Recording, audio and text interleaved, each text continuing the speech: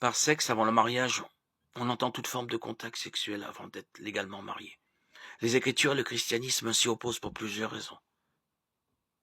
Dieu a créé la sexualité pour qu'elle soit source de plaisir dans le cadre de l'engagement du mariage.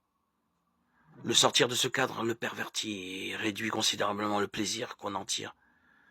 Le contact sexuel implique un degré d'intimité qui n'existe dans aucune autre relation.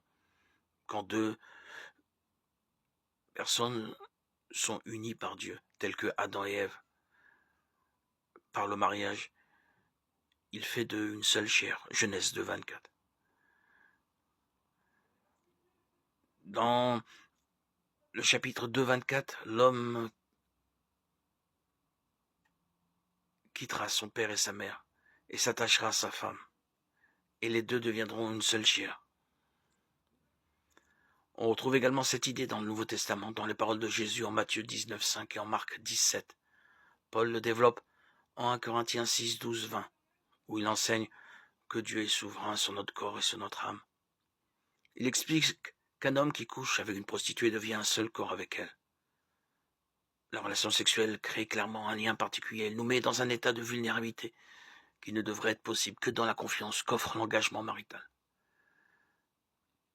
Le sexe avant le mariage est généralement pratiqué dans deux contextes différents.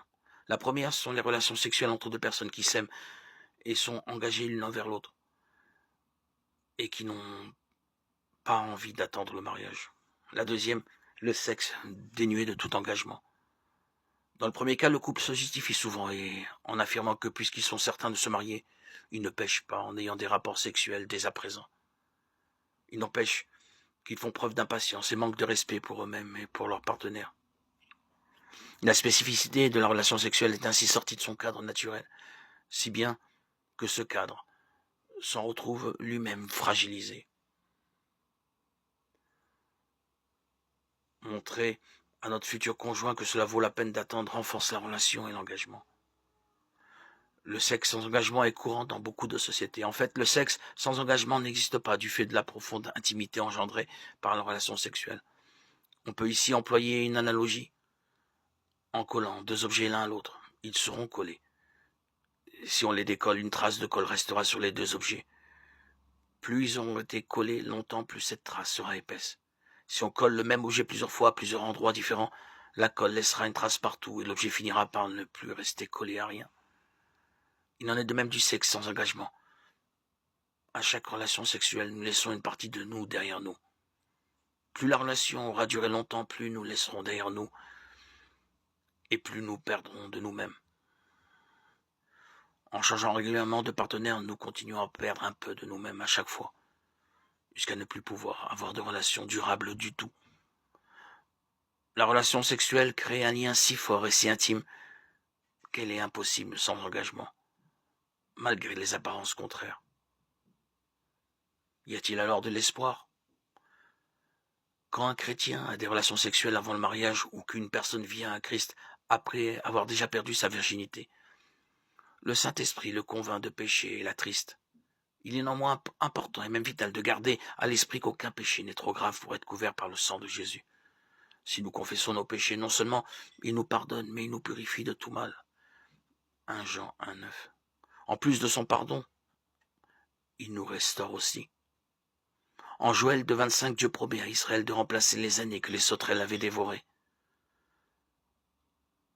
Cette promesse ne s'applique pas directement aux chrétiens aujourd'hui, mais elle montre le caractère restaurateur de Dieu. Le sexe avant le mariage est comme une sauterelle qui consume notre amour-propre, notre estime de soi et notre perception du pardon. Mais Dieu peut restaurer ces choses. La Bible dit aussi que quand nous venons à Christ, nous devenons une nouvelle créature. 2 Corinthiens 5, 17. Une personne qui a eu une vie sexuelle préconjugale avant sa conversion est recréée par Dieu pour devenir quelqu'un de neuf. Les choses anciennes sont passées. Toutes choses sont devenues nouvelles. Enfin, nous savons qu'en tant que chrétiens, le Saint-Esprit nous renouvelle jour après jour alors que nous marchons avec Jésus. Colossiens 3,10 nous apprend que notre nouvel être se renouvelle jour après jour à l'image de son Créateur. Il n'y a pas de péché sans espoir. La puissance de l'Évangile est disponible pour tous ceux qui mettent leur foi en Jésus pour le pardon de leurs péchés.